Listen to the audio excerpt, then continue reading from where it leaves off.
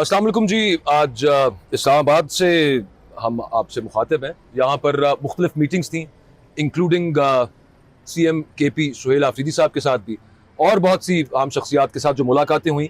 तो एक चीज़ तो तय है, और वो ये है कि आने वाले 1-2 महीने के अंदर पॉलिटिकल एक्टिविटी एक और ही शक्ल इख्तियार करेगी। मतलब these will not be easy times in Pakistan to come। उसके अलावा सूबों वाला मामला कहाँ पर जाएगा, इस पर भी बातचीत होगी। तहरीक इंसाफ के अंदर क्या चल रहा है, तहरीक इंसाफ पर प्रेशर्स क्या हैं, सुहेल आफरीदी साहब के प्लान्स क्या हैं, सारा कुछ आपके सामने वैसे ही रख देते हैं। हबीब साहब, मैं CM KP की मुलाकात से स्टार्ट करूं, बाकी कुछ ऐसी हैं कि जो ऑफ रिकॉर्ड भी हैं मुलाकातें जी, तो और कुछ CM KP की गुफ्तगू भी ऑफ द रिकॉर्ड है। हाँ, उनकी भी उन्होंने भी कुछ चीजों पे ऑफ द रिकॉर्ड। अच्छा, ये वही 27 सितंबर की जो उन्होंने तारीख दी, वो क्यों दी, उस पर पार्टी में इख्तलाफात भी हैं, लेकिन बहरहाल महसूस मुझे यूं हुआ कि जैसे वो उनका जो एक इमेज बन गया हुआ था कि ये सिर्फ बातें ही करते हैं और उसके अलावा है कुछ नहीं, तो अब तो वो उसको बिल्कुल पाश करने को तैयार बैठे हुए हैं। देखिए, आज की मुलाकात से कम 2 अशकाल तो बिल्कुल खत्म हो जाते हैं। एक ये कि किसी भी सतह पर जिसे कहा जाता है सेटिंग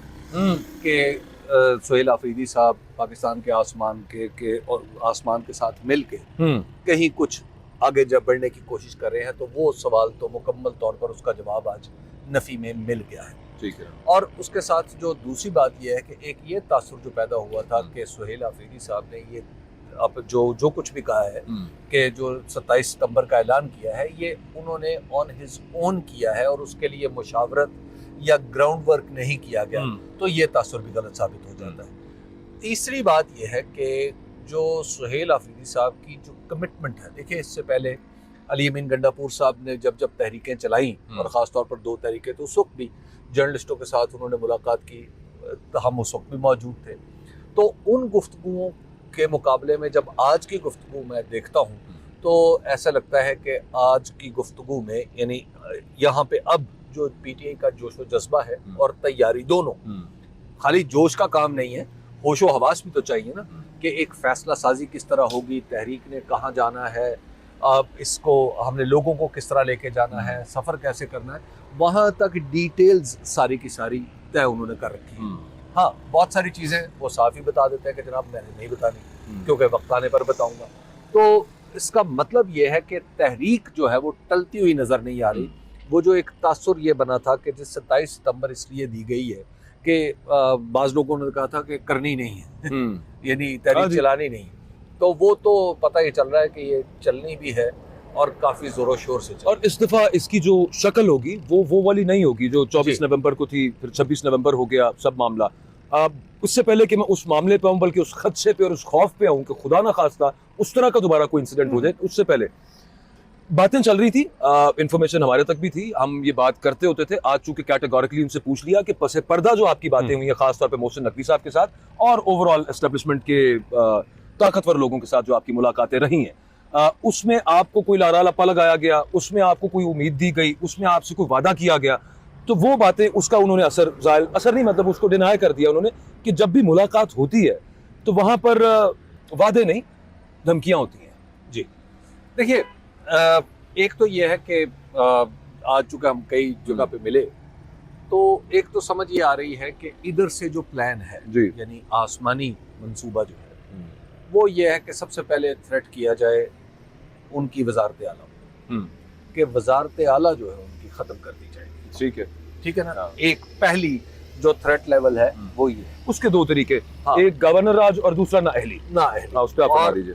अदम एतमाद भी हो सकता है। ठीक है, वो उन्होंने कहा कि अदम एतमाद वाला मौलाना से इन्होंने टांका फिट करने की कोशिश की थी, वो नाकाम हो चुका है, जैसा मौलाना ने खुद भी कह दिया था, वो ऑप्शन निकल गया। अब ये जो मजमूई तौर पर जो अगर आप देखें, तो जहां तक अब देखिए, थ्रेट उसको कहते हैं जब आप उस थ्रेट को, जो रिसीवर है उसका जो मुखातिब है, वो उसको कबूल भी करे, उस चीज को अहम जाने जो कोई आपसे लेना चाहता है। ठीक है ना। आपसे मैं आपकी घड़ी लेना चाहता हूँ, आपकी कनपट्टी पे बंदूक रख के, तो आपको घड़ी अजीज है इसीलिए मैंने कनपट्टी पे बंदूक रखी, लेकिन अगर आपको ये घड़ी अजीज नहीं है, तो फिर मेरा कनपट्टी पे बंदूक रखने का फायदा क्या।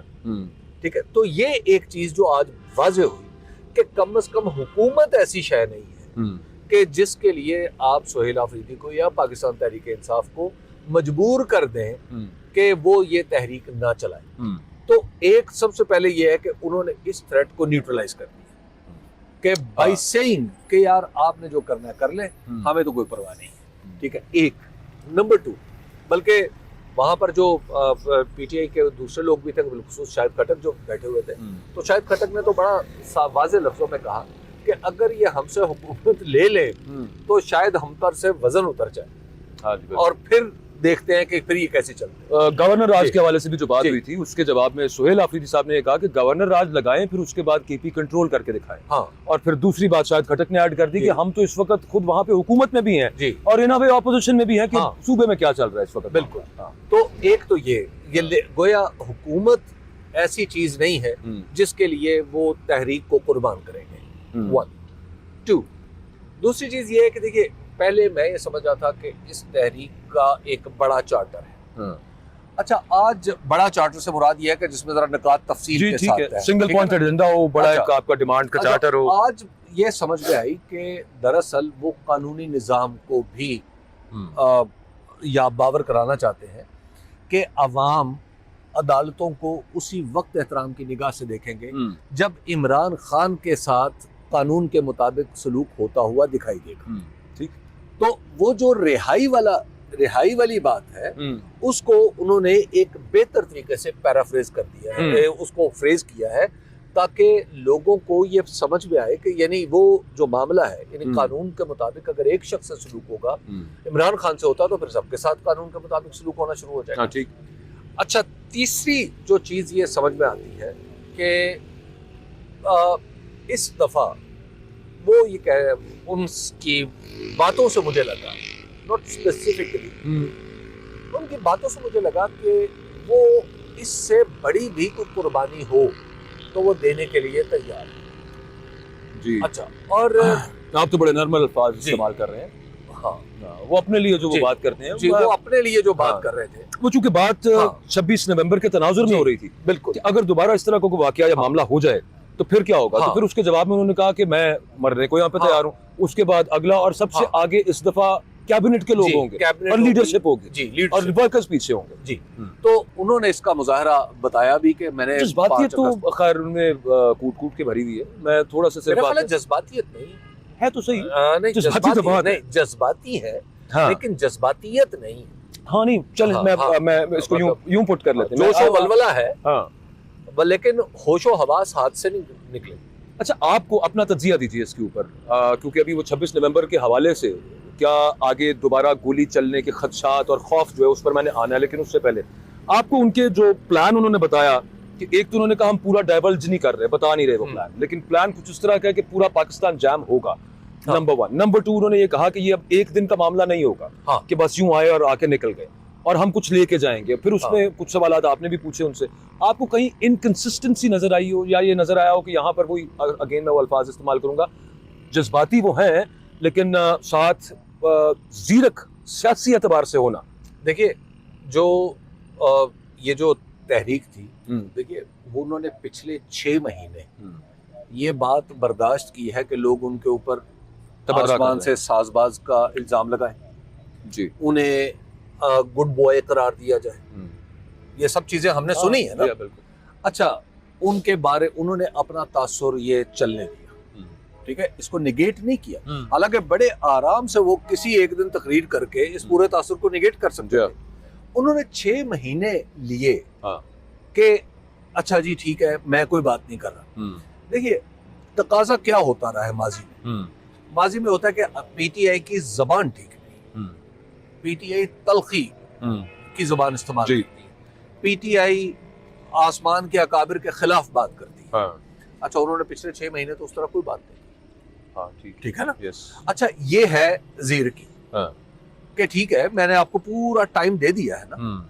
और उसके बाद फिर उन्होंने जो कहा कि ये बात जो जानते हैं उन सबको पता थी कि 5 अगस्त को मैंने क्या करना है, जी, ठीक है। और तीसरी बात, देखिए उन्होंने जो कुछ वाकयात जो बताए उनमें से, और फिर उसके जो गवाहान भी थे, कि पर्दे के पीछे भी लहजा वही है जो पर्दे के सामने है। जी, ठीक है ना। अच्छा, और फिर सुहेल आफरीदी कम से कम उन लोगों में से लगते हैं, पहले दिन भी लगे थे और आज भी लगे। बीच में अब समझ में आई है कि उनकी 6 महीने की खामोशी की रीजन क्या थी। अच्छा, अब देखिए, लेट्स सी वो सितंबर में आगे वो क्या बनता है, क्योंकि उससे पहले उन्होंने पंजाब, सिंध, बलूचिस्तान भी जाना है। हर जगह पे उन्होंने दोबारा दौरे करने और लोगों को फिर जैसे पिछली दफा उन्होंने किया था, वही वो बात कर रहे थे कि उस वक्त एक मोमेंटम बना था, लेकिन उसके बाद सियासी गलती हुई जिसकी वजह से वो बना बनाया मोमेंटम टूटा। और आपने ये जो बड़ी बात, ये आपकी जीरकी वाली बात से जुड़ी हुई। अब तो उससे वो सीख चुके हैं, अब आपको लगता है वो सीख चुके हैं। अच्छा, जहां तक देखिए उनमें, और दूसरी बात ये है कि वलवला उनमें वही है जो उनकी उम्र के नौजवानों में होना चाहिए। सीएम बन के हकायक उनके सामने है, लेकिन वलवले में कमी नहीं आई। हाँ, वो यूं तो है। ये बात वेरी इंपॉर्टेंट सर, मौलाना के हवाले से। और मौलाना ने चूंकि जो खैबर पख्तूनख्वा में दहशतगर्दी से मुतालिक ऑपरेशंस और ओवरऑल जो कनेटिक, ये पता नहीं क्यों मेरे मुंह से वर्ड निकल जाता है, मैं यूज नहीं करना चाहता, लेकिन बहरहाल वो कनेटिक के हवाले से वो जिन तहफ़्फ़ुज़ात का इजहार करते हैं, मौलाना ने वही अल्फाज अपनी तकारीर में भी, और बल्कि उनको एंडोर्स किया कि सीएम केपी जो कह रहा है, पंजाब केपी गवर्नमेंट जो कह रही है, वो देखिए यार समझे। मौलाना के इस इत्तेहाद में शमूलियत के हवाले से आप हमेशा तशकीक में रहे हैं, लेकिन वो ये कह रहे हैं कि तकरीबन बातचीत डन है। देखिए, मौलाना के साथ मुझे ये पता है बातचीत अटकी इस वजह से मैं तशकीक का शिकार हूं। देखिए, मेरी मालूमात ये है कि इन दोनों पार्टियों के दरमियान इशू ये है कि जो जिसे bone of contention, not bone of contention, जो अभी फैसला तलब मामला है, वो ये है कि अगला इलेक्शन होगा तो किसके पास कितनी सीटें होंगी, ये है इशू। अच्छा, इत्तेहाद की सरबराही भी तो एक इशू नहीं है, ठीक है। अच्छा, इत्तेहाद की सरबराही एक किसी दर्जे में एक इशू हल्का सा है, लेकिन उसमें आप जरा देखिए ना कि अब तो पाकिस्तान की सियासत में इस तरह की कई चीजें आ गई ना। अगर एक शख्स, महमूद खान अचकज़ई हैं, अगर वो चेयरमैन तहरीक तहफ़्फ़ुज़ पाकिस्तान है तो एक सदर भी हो सकता है, ठीक है ना। ठीक, ये तो मामला इतना नहीं है, इतना परेशान कुन मामला नहीं है कि जो हल तलब ना हो। अच्छा, अगर कोई मीनिंगफुल इत्तेहाद होता है, देखिए मौलाना फजल रहमान को भी इस इत्तेहाद के लिए चंद कदम चलना पड़ेगा। आप, ये ठीक है कि पाकिस्तान तहरीक इंसाफ उनके साथ इत्तेहाद करना चाहती है। अच्छा, टीटीएपी में शामिल, जी, बुनियादी, हाँ। अच्छा, टीटीएपी में अगर वो आते हैं तो यस, पीटीआई को तकलीफ मिलेगी, लेकिन उसकी कॉस्ट क्या है? भाई सिर्फ यही वजह तो नहीं है, गुजारिश में आपके उस पे कॉस्ट से पहले यही वजह तो नहीं है। मौलाना को एक दौर में ये शिकवा रहा है कि आपका जो बुनियादी मुतालिबा रहा है वो इमरान खान की रिहाई रहा है। उस पोस्टर के साथ मैं तो नहीं खड़ा हो सकता ना, मुझे अच्छा नहीं लगता। एक ब्रॉड मुतालबा होना चाहिए, जिसकी वजह से सुहेल आफरीदी ने अब की बार ये रखा है कि अदालतें, हम रिहाई नहीं मांग रहे, अदालतें आज़ाद करें और एक कैदी के जो हुकूक है वो बहाल किए जाएं, और अदालतों आज़ाद होंगी तो सब मामला तो ऑटोमेटिकली हो जाए। देखिए, ये चेंज उसी वजह से तो नहीं है। आप इसको टेलर किया हो। देखिए, ये सबको पता है, इसमें कौन होगा जो ये नहीं समझ रहा कि ये तहरीक इमरान खान की रिहाई के, ठीक है ना।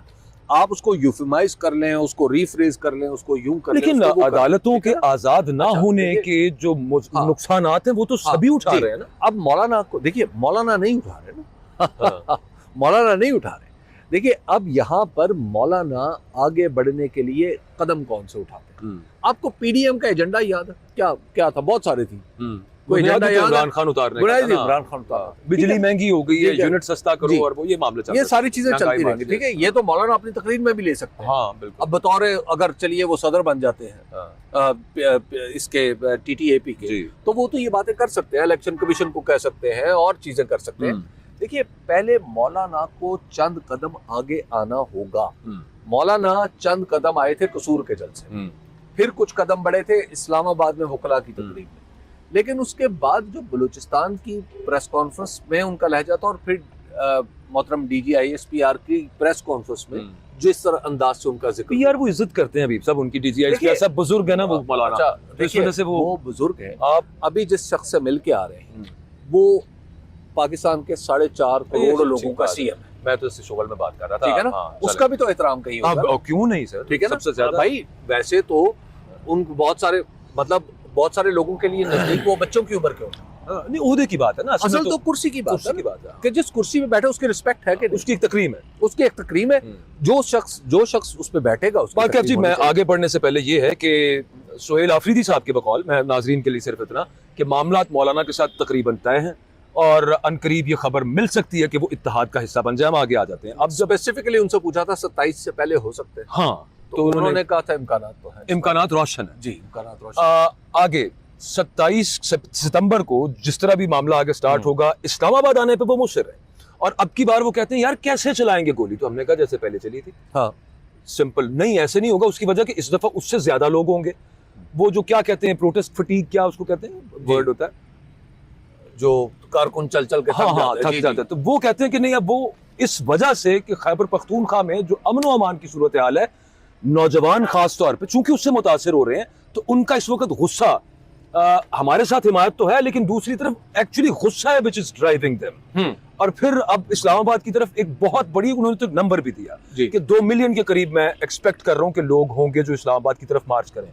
अब मैं एक और मुलाकात की तरफ चलता हूं, एक और मामले की तरफ चलता हूं। एक कंटेनर इन्होंने जो बनाया उस पर आज़ादी या मौत लिखा, तो कहीं पर किसी ने किसी और जगह पे जो जी, हाँ वो बताइए ना जरा। देखिए, वो बड़ी वो मामला ये था कि किसी ने मेरी मालूमात ये है कि वहाँ पर सुहेल आफरीदी साहब खड़े हुए थे, तो ये भी थे वहाँ पे, मैंने जो मुझे पता है। अच्छा, तो वहाँ पर एक ताकतवर शख्सियत भी थी, बल्कि 7-8 ताकतवर शख्सियत थी।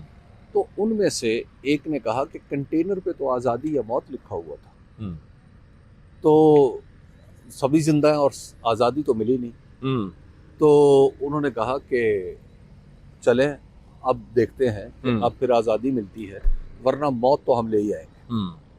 तो देखिए, अब बात जब यहाँ तक पहुँच चुकी हो, मामलात एक दूसरे के साथ इतने हों कि आप अकेली मजलिस में भी एक दूसरे के मुकाबले में फरीक बने रहे, तो ये कुछ ज़्यादा अच्छी सूरत हाल तो नहीं। अच्छा, हमारी जो मुलाकातें अफरीदी साहब के अलावा, मैं जिसका पहले जिक्र कर रहा था, जो उन लोगों के साथ है जो आप हुकूमती लोग कह सकते हैं, जाहिर है कि हर दो साइड से मिलके एक ओपिनियन तो लेना होता है, तो उस साइड पे ये इस बात की तो कन्फर्मेशन है। वो तो हम खुद बता सकते हैं कि वहाँ पे ये कहा जा रहा है कि किसी किस्म की कोई रियायत नहीं, और मामले आपने देख लिए हैं पहले कैसे हैं, आगे भी ऐसे ही। देखिए अकबर साहब, और क्वेश्चन ये है, देखें मसला जो मेरे लिए परेशानी की बात है सीएम से और बाकी दीगर जो मीटिंग्स के बाद, वो ये है कि सीएम समेत जो पाकिस्तान तहरीक इंसाफ की क़यादत है और जो अगला जो एहतजाजी प्रोग्राम देखेंगे 27 सितंबर का, ये नौजवानों के हाथ में चलता है, ठीक है ना, बहुत नौजवान। जी जी, ठीक है। अच्छा, जब ये आप इनको, मतलब आप जेनजी ही समझें, कम से कम सियासत की ये जेनजी। अच्छा, जब आप इन लोगों के, जब ये लोग मामलात को अपने हाथ में ले रहे हैं और जो दूसरे लोग हैं वो इनके पीछे चलने पर मजबूर हो रहे हैं, जो बुजुर्ग हैं, जो लोग हैं दूसरे, जो इनके पीछे चलने पर मजबूर हो गए हैं, तो अब आप जरा तसव्वुर कर लीजिए कि जो नई अगर डीलिंग होनी है, मुझे फिक्रा तो याद वो आ कैसे गया। मुझे फिक्रा याद आ गया। वो कहने लगे कि बजाय इसके कि हमारे सूबे के नौजवान हमें उतार दें और मार दें, तो हम इनके हाथों क्यों ना, इनके हाथों क्यों ना हो। बहुत सोचे जरा यार मामला का। जब बात यहाँ तक हो कि फिर अब आप जरा देखिए ना कि जब बात यहाँ तक पहुँच जाए कि मैं हुकूमत भी देने के लिए तैयार हूँ और मरने के लिए भी तैयार हूँ, कोई जज्बा देखिए है ना, नहीं, ये जस्ट देखिए बात, ये अकबर सियासी कारकुन जो है, सियासी कारकुन के पास दो ही तो चीजें होती हैं, क्या उसके पास और क्या होता है? उसके पास या हुकूमत होती है, ठीक है, या उसके पास जान होती है, बस इसके अलावा क्या होता है? अभी सब आपको क्या लगता है? खैर अभी तो बहुत सारे मरहले आने हैं, अभी तो हमने बहुत सारी एक्टिविटी देखनी है, बहुत तहर्रुक पैदा होना है, अभी आने वाले दिन अच्छे खासे हलचल से भरपूर होंगे। उसकी रीजन खैबर पख्तूनख्वा के अमन व अमान के हालात हैं। बलूचिस्तान में एक सिर्फ वक्फा आता है जिसे हम पीस कहते हैं, बाद एक बड़े इवेंट के दरमियान, अल्लाह ताला रहम करे, पाकिस्तान पर रहम करे, लेकिन हालात यूं ही हैं बलूचिस्तान के। कश्मीर के जो मामलात हैं वो अपनी जगह वो जूं के तूं हैं। ये इलेक्शन करवा के जो हुकूमत वहां पर समझ रही है कि राना सनाउल्लाह साहब कहने लगे हम 2/3 मेजॉरिटी से हुकूमत बनाएंगे, और फिर साथ कह रहे हैं हम बात भी कर लेंगे ज्वाइंट अवामी एक्शन कमेटी वालों से, लेकिन वहां पे भी नजर ये आ रहा है कि वहां पे सुलगता रहेगा मामला। एक फ्रंट ये खुल जाए उसके साथ, सूरत हाल तो फिर अच्छी खासी एक देखिए ये फ्रंट बंद तो कभी नहीं हुआ। हाँ, ये तो फिर दुआ एक्टिव अप्रैल 2022 से ऑनवर्ड पीटीआई का फ्रंट तो एक दिन के लिए बंद। ये फरमाइएगा जो ये सारा जो मैं आपसे जो हर चीज को सामने रख के जो मैं पूछना चाह रहा था बेसिकली आपसे, वो ये कि आपके ख्याल में what is the bare minimum इस दफा जो पाकिस्तान तहरीक इंसाफ या सुहेल आफरीदी टारगेट कर रहे होंगे कि ये तो कम से कम हमें चाहिए। चार्टर ऑफ डिमांड हमारे सामने है, वो 2-3 है, इनमें कुछ इजाफा भी होने जा रहा है या फिर एग्जिट स्ट्रैटेजी क्या? देखिए अगर वो तो ये कहते हैं कि भाई एग्जिट स्ट्रैटेजी है ही कोई नहीं, देखिए हमने वहां पे मैं गोली खा लूंगा लेकिन मैंने पीछे नहीं जाना, मतलब ये फिर जज्बाती तो बहुत। देखिए आज वो जो उनका जार्गन था वो था जीतने के लिए उतरूंगा, ये वही जुबान नहीं है इमरान खान को, है ना, कि मैं जीतने के लिए खेलूंगा, मैं ये करूंगा। देखिए एग्जिट स्ट्रैटेजी अगर हो भी तो उन्होंने बताई नहीं। हाँ ठीक है, नहीं बताइए, ठीक है ना। बेयर मिनिमम कोई क्यों बताएगा? मैं आपका तजिया पूछ रहा हूँ। अच्छा मेरा एनालिसिस ये है कि इमरान खान के लिए नजर आने वाली रियायतें क्या एक चीज हो सकती है, वो नजर आने वाली रियायतें हैं वो हैं इमरान खान के साथ मुलाकातों का खुल जाना। ठीक है 8 महीने हो गए, 8 महीने कोई मुलाकात, और मुलाकातों का तसलसल के साथ होना। अच्छा एक नंबर 2 इमरान खान का इलाज इस तरह होना कि उनके बारे में उनके एतमाद के डॉक्टर्स लोगों को बता सके। और तीसरी चीज ये है कि उनके मुकद्दमात का चलता हुआ नजर आना, फिक्स हो जाए एटलीस्ट और फिर चलता हुआ नजर आना। ठीक है ना। मतलब ये ना हो कि अब से फिक्स होना शुरू हो जाए और उसके बाद फिर बैठ जाए, उनके ऊपर बात आगे बढ़ती हुई दिखाई दे। अच्छा ये तो है वो चीजें जो इतना होना चाहिए आप कह रहे हैं। नहीं उससे पहले, एहतजाज से पहले। अच्छा उन्हें ये भी बड़ी उम्मीद है। जी एहतजाज से पहले का मामला है। तब आप यहाँ पर एक नेगोशिएशन का रास्ता निकाल सकते हैं। ठीक है। अच्छा अगर ये एहतजाज चल पड़ता है, देखिए अब यहाँ पे अब एक मरहला है, दूसरा है जब आप कहते हैं कि मैं वहां पर बैठ जाऊं, यानी मैं पेशावर में गाड़ियां खड़ी हैं और लोग चल पड़े, तो वहां पर फिर ये मुतालबात नहीं रहेंगे। ठीक है ना। अच्छा जब ये सवाबी तक पहुंचेंगे तो मुतालबात की फहरिस्त और लंबी होगी, जैसा तहरीक में होता है, अगर यूं हुआ तो ठीक है। अच्छा और फिर जब अगर ये इस्लामाबाद आते हैं तो फिर मुतालबात कुछ और होंगे। ठीक है एक बात। दूसरा अगर इधर से है कि मतलब ये मैं उन्हीं की कोट कर रहा हूँ कि जो उन्होंने एक मौके पे किसी को कहा था कि इधर सितमगर हुनर आजमाए, तू तीर आजमा, वो तू तीर आजमा जिगर आजमाए। ठीक है। मसला ये है कि अब मुझे जो नजर ये आ रहा है, खुदा न खास्ता अगर दोबारा 26 नवंबर का कोई सीन दोहराया जाता है तो पीटीआई की तरफ से 26 नवंबर का सीन नहीं दोहराया जाएगा जो पिछली दफा पीटीआई ने किया था लाशें गिरने के बाद कि निकल गए थे। हाँ वो नहीं होगा। ठीक जो मुझे समझ में आ रही है। ठीक है। जो अगर आप इनको का फंडामेंटल डिफरेंस क्या है तो ये है। ठीक हो गया। मच्छर बड़े हैं सर यहाँ पे, मैं इस वजह से हाँ तो वो अगला पॉइंट पे मैं आ जाता हूँ। सूबों के एतबार से मेरा ये ख्याल था, आप भी इसी ख्याल के मुताबिक और बाकी तमाम दुनिया भी यही समझती है कि ये एक ऐसा मामला है कि जो ख्वाहिश है एस्टेब्लिशमेंट की, यहाँ पे पंजाब में और सिंध के अंदर जो मामला आता है, नवाज शरीफ कितना रेजिस्ट करें लेकिन जरदारी साहब बहुत ज्यादा कर सकते हैं। अगले रोज आप तजिया फरमा रहे थे कि सदारत छोड़ने को भी तैयार हो सकते हैं, इतनी प्रिकेरियस सूरत हाल है उनकी वहां पे, तो ये उस पर एक बार्गेन कर सकते हैं। बट उन्होंने एक बात तो उन्होंने ये की कि इमरान खान साहब तो खुद चाहते थे कि नए इंतजामी यूनिट्स बने, लेकिन अवाम की हिमायत से होगा तो फिर हम बात करेंगे। और अगली इसका मतलब ये है, मैं उसकी तशरीह यूं कर रहा हूँ कि उन्होंने भी बुनियादी तौर पर इनकार कर दिया क्योंकि ये मैंडेट वाली असेंबली नहीं है। देखिए जब वो ये बात एक तो ये है कि इमरान खान साहब जो but he is not even not bargaining, that is my point, is not bargaining. तो ये अच्छा अच्छी स्ट्रेटजी कर लेना चाहिए थोड़ा। इस पे बार्गेन करेंगे, अगर आप इस पे बार्गेन करेंगे तो मसला ये है कि क्या सिंध के अंदर होने वाली डिस्टर्बेंस पीटीआई के लिए सूदमंद है या पाकिस्तान के लिए सूदमंद है? ये भी तो देखें ना, ये एक ब्रॉडर क्वेश्चन है। ठीक है ना, क्या बलूचिस्तान के अंदर इस हवाले से हाँ, कोई तब्दीलियां उसकी अंदरूनी सरहदों में की जाती हैं, तो क्या वहां पर पैदा होने वाले खतरात क्या वो पाकिस्तान के लिए सूदमंद है? कोई चाहे हो सकता है आप भी एग्री करें, हो सकता है ये सड़क पे चलते हुए लोग भी एग्री करेंगे कि सूबा बनने चाहिए, इम्कान है ना, ठीक है, लेकिन क्या इनमें से कोई एक चाहेगा, कोई शख्स भी चाहेगा पाकिस्तान में कि ठीक है जी मैं सूबे बनाना चाहता हूँ लेकिन डिस्टर्बेंस नहीं क्रिएट करना चाहता? नहीं वो कह रहे हैं ठीक है मेरे ना? लीडर का वहां से अच्छा। मामला है। अच्छा जेल से अच्छा। हमें जी। पता है कि वो ये चाह रहे हैं, हाँ। उन्होंने साथ जोड़ दिया कि अच्छा। इमरान खान साहब फिर से मुलाकात। दूसरी बात यह है कि मेरी एक इस मामले में सोची समझी राय है। क्या 2018 में जब इमरान खान ये बात कहा करते थे कि छोटे यूनिट्स होने चाहिए, तो उस वक्त हालात और थे। उसकी वजह ना टेक्नोलॉजी ने इतनी तरक्की की थी ना कुछ और।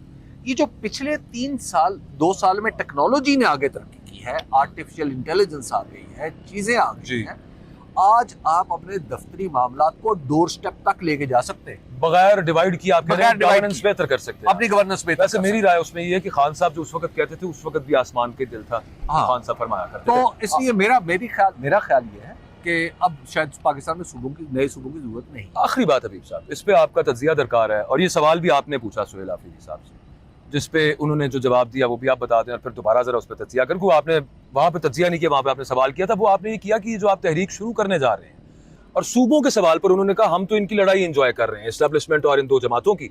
और फिर जब ये सवाल हुआ कि अच्छा तो आप तहरीक शुरू करने जा रहे हैं, वो इनको यकजा नहीं कर देगी दोबारा, तो उन्होंने कहा हाँ ये खौफ तो है। ये इम्कान तो है। तो क्या फरमाइएगा? देखिए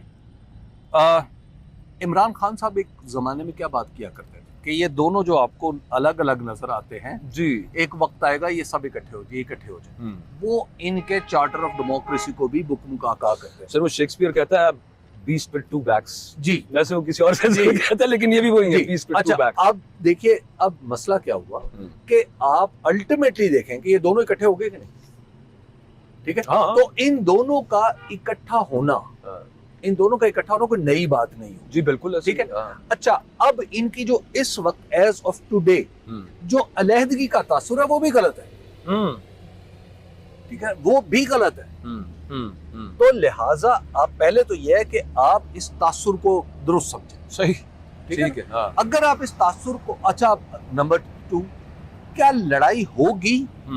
हाँ, अगर सूबों के मामले को प्रेस किया जाता है तो यस लड़ाई होगी, ठीक। अच्छा, और उस लड़ाई में पीपल्स पार्टी ये परवाह नहीं करेगी कि इसके हमारी लड़ाई के नतीजे में इमरान खान बाहर आ जाए, ठीक है, हाँ। ये है।